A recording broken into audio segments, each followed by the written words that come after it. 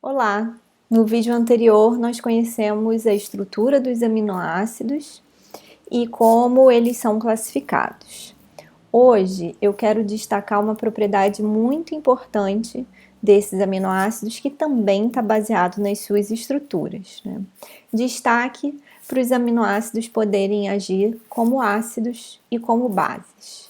Isso porque a gente, na estrutura desses aminoácidos, tem o grupamento amino e o grupamento carboxílico, que faz com que os aminoácidos possam atuar, né, serem íons dipolares, né, terem duas cargas, né, tanto negativa quanto positiva, por conta desses grupamentos, né.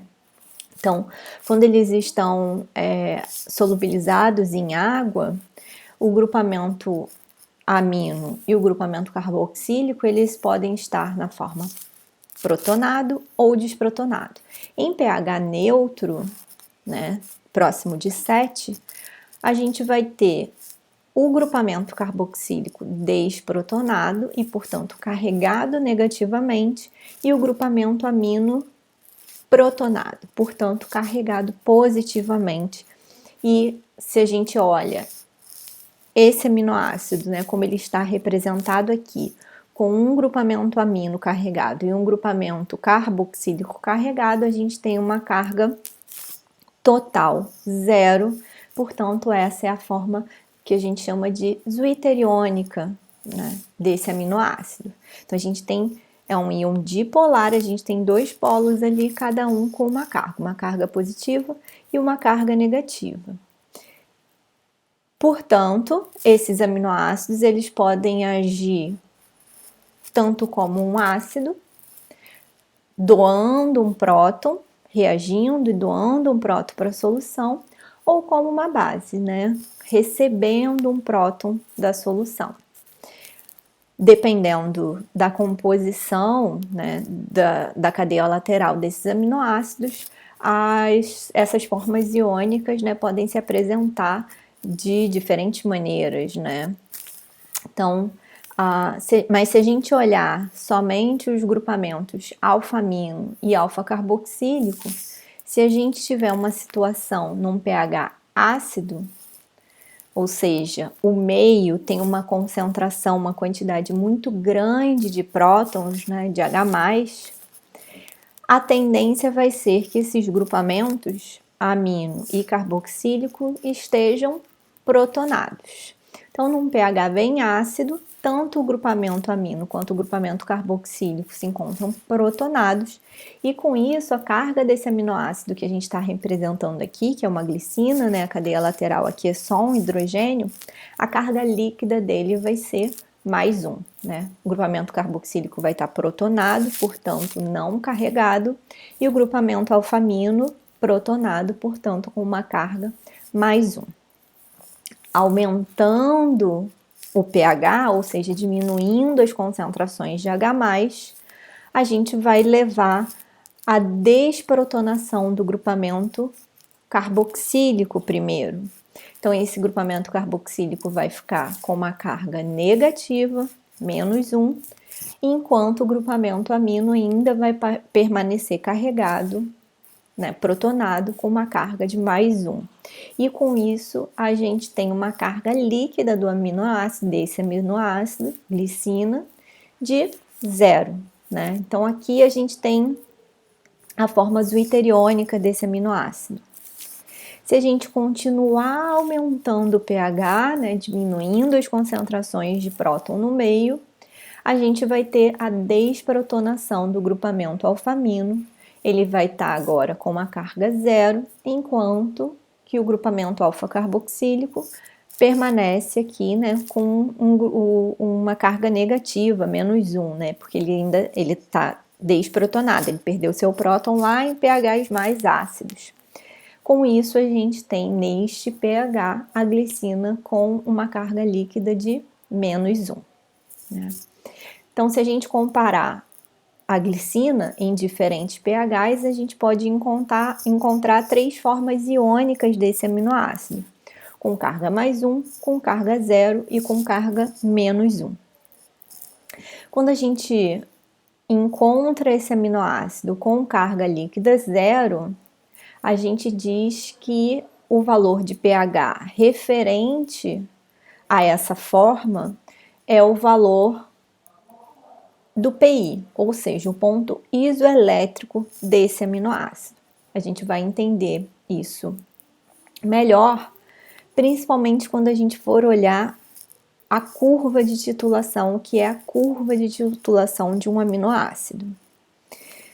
Quando a gente olha a curva de titulação de um aminoácido, a gente observa um perfil como a gente está olhando aqui, né? A curva de titulação, ela tem no eixo Y os diferentes valores de pH e no eixo X as concentrações de OH-, né? Então, quanto maior as concentrações de OH-, maior são os valores de pH. Quando a gente tem um aminoácido nesta solução, aqui novamente representando a glicina, né? A gente tem ali o hidrogênio como cadeia lateral. Quando a gente olha essa titulação, ou seja, quando a gente vai partindo de uma concentração alta de H+, né, e baixa de OH-, quando a gente vai adicionando OH- nessa solução, a gente vai observando um aumento dos valores de pH. Mas esse aumento ele não é linear. Repare que a gente tem duas faixas aqui, próximo, né, desse valor de pH aqui de 2,34 e próximo do valor de pH de 9,6, né, a gente tem duas faixas onde a gente tem um aumento progressivo das concentrações de OH-, no entanto, uma variação muito pequena dos valores de pH. Isso significa que a gente identifica nessa curva de titulação duas regiões que a gente chama de zonas de tamponamento. Então, duas faixas, duas regiões de tamponamento. Uma numa faixa mais ácida, uma numa faixa mais básica, né? A primeira região de tamponamento, ela tem relação com aquela desprotonação do grupamento alfa-carboxílico. E a segunda, relação com a desprotonação do grupamento alfa-amino. No meio desse caminho, a gente tem aqui uma variação muito pequena das concentrações de OH-, mas muito grande das concentrações de pH. No meio dessa parte da curva, a gente sinaliza o que a gente chama de PI, ponto isoelétrico, no caso aqui da titulação da glicina. Isso tudo acontece, né, e tem relação com o quê, né? Com o que a gente está sinalizando aqui, que a gente está chamando de pK1 e pK2, que são os valores de pKa desses grupamentos, grupamento carboxílico e grupamento amino.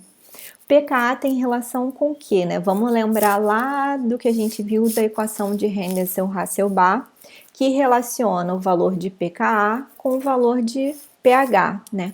O Ka é a constante de dissociação do ácido e da base conjugada que a gente está avaliando, né? Então, vários ácidos fracos vão ter diferentes valores de pKa dependendo das suas estruturas, vão ter afinidades por esse hidrogênio, por esse próton, né, diferentes dependendo das suas estruturas, né?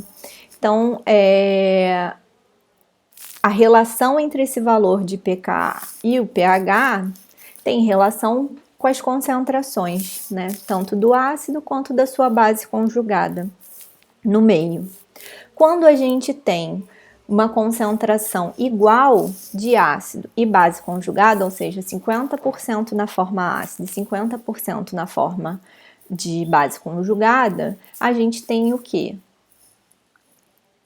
Concentração de A sobre concentração de HA, daqui dessa reação que a gente está representando aqui como 1, e portanto o valor de pH é igual ao valor de pKa. Então, naquela curva de titulação, quando o valor de pH é igual ao valor de pKa daquele grupamento, isso significa que a gente tem 50% da forma protonada e 50% da forma desprotonada. Isso faz com que a gente tenha para cada agrupamento uma curva de titulação com um formato como a gente está observando aqui, né? Então aqui a gente está representando 3 curvas de titulação, né? Para o grupamento amino, para o fosfato e para o acetato. A gente observa que o formato é igual, né? A gente está aqui demonstrando, né, os diferentes valores de pH com as diferentes concentrações de OH- e a curva de titulação para cada um desses grupamentos. E a gente observa que dentro dessa faixa que a gente está mostrando, né, esses grupamentos, a gente está aumentando a quantidade de de OH-, mas a gente está variando muito pouco o pH, cada um na sua faixa, né? O acetato numa faixa mais ácida de pH, o grupamento amino numa faixa mais básica de pH, né? O centro de cada uma dessas curvas, né, reflete o valor de pKa de cada um desses grupamentos. Então, o pKa do grupamento amino é ali em torno de 9,2, enquanto que o pKa do grupamento, né, do acetato é em torno de 4,7, né? Ou seja, o grupamento acetato, ele libera esse próton para o meio num pH muito mais ácido do que o grupamento amino. Ele vai liberar esse próton num valor de pH, numa concentração de H+ no meio menor, né? Eu vou precisar que eu tenha muito menos H+ no meio para que ele doe esse H+, né? Para que ele forneça esse H+ para a solução.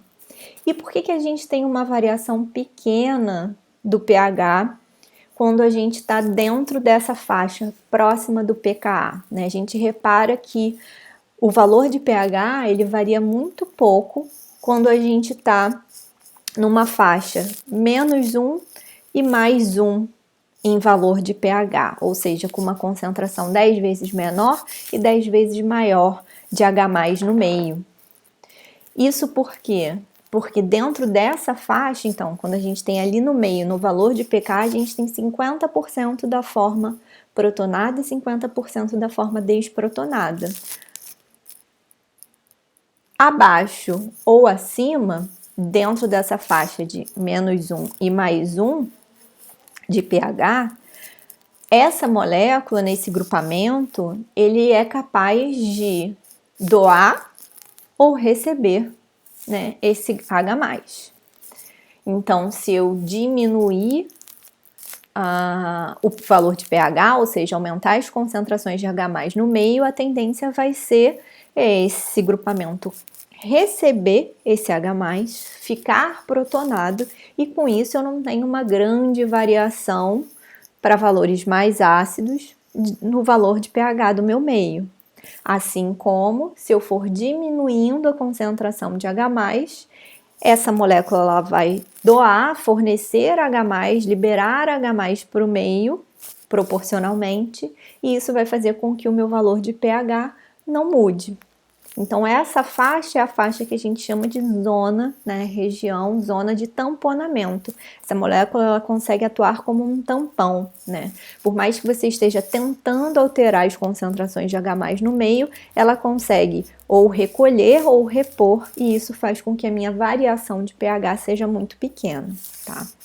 Então, no caso dos aminoácidos, a gente também vai ter esse tipo de curva, né? Sendo que a gente vai ter duas curvas, porque a gente tem dois grupamentos ionizáveis, né? Tanto o grupamento carboxílico como o grupamento amino. Isso basicamente, né? Fora aminoácidos que têm cadeias laterais ionizáveis, e a sua cadeia lateral também vai ter um grupamento, ou seja, mais uma terceira faixa aí, tá? Mas a gente vai ver isso melhor um pouquinho mais pra frente.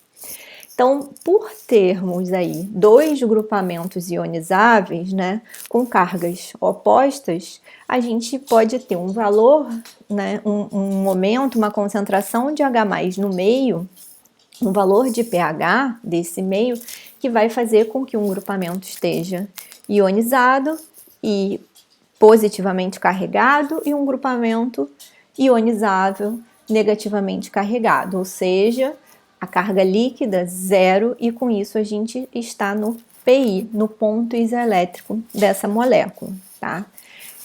Como que a gente encontra matematicamente o valor de PI?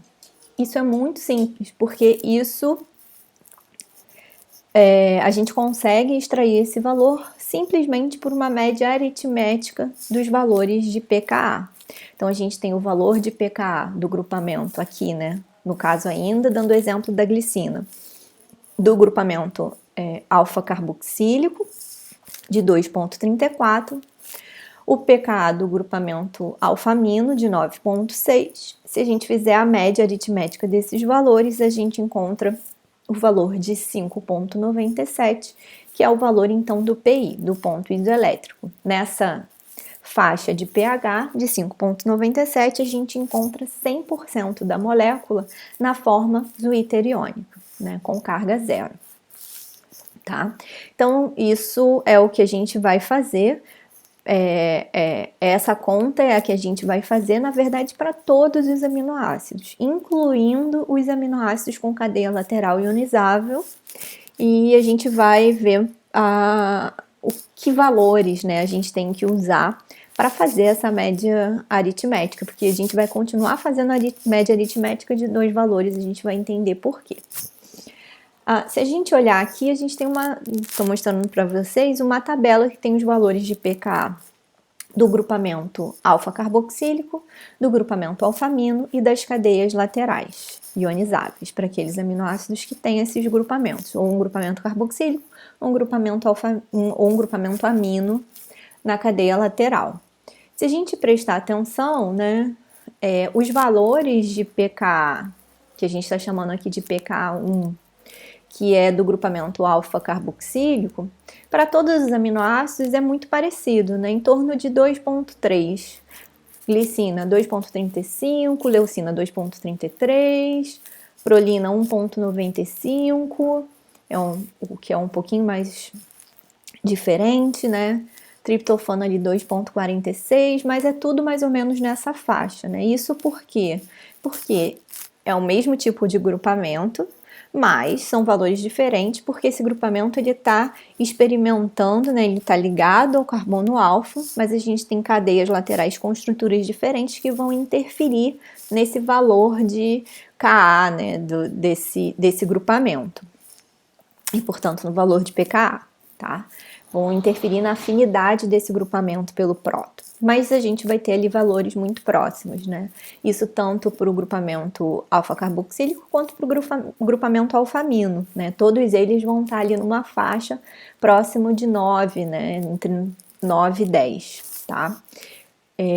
No caso do grupamento da cadeia lateral, dependendo do tipo de cadeia lateral, se for um aminoácido classificado como positivo ou negativo, a gente vai ter pKis em valores mais básicos para os positivos e pKis com valores mais ácidos para os negativos, né? Reparem na histidina, que tem o pKa da cadeia lateral em torno de 6, né? Lembra quando a gente viu a estrutura da histidina?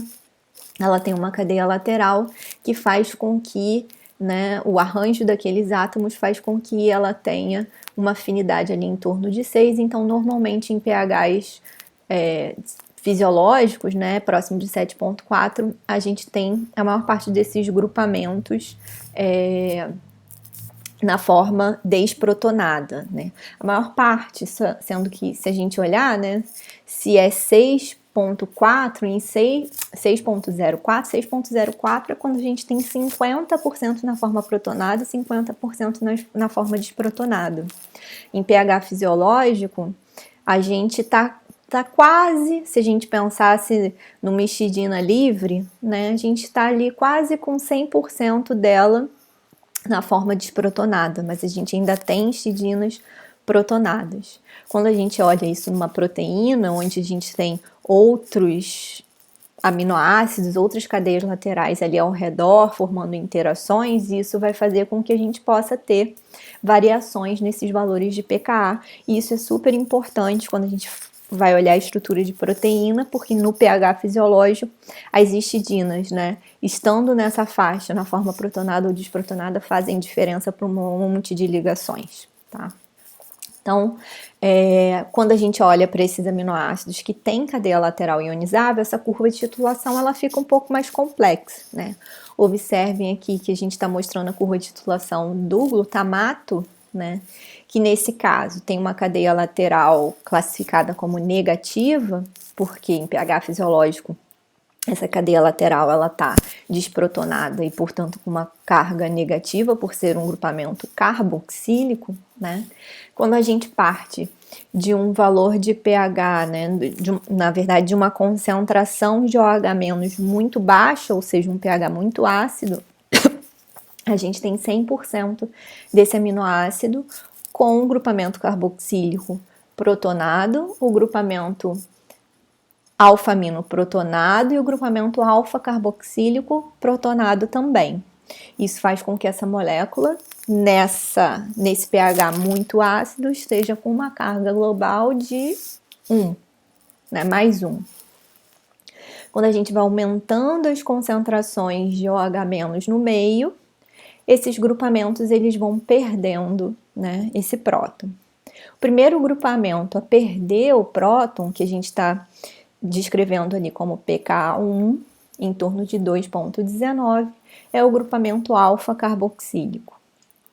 Em seguida, a gente tem o grupamento da cadeia lateral, né, o grupamento R, o grupamento carboxílico R, desprotonando em torno, né, próximo de pH 4, né, com pKa de 4,25.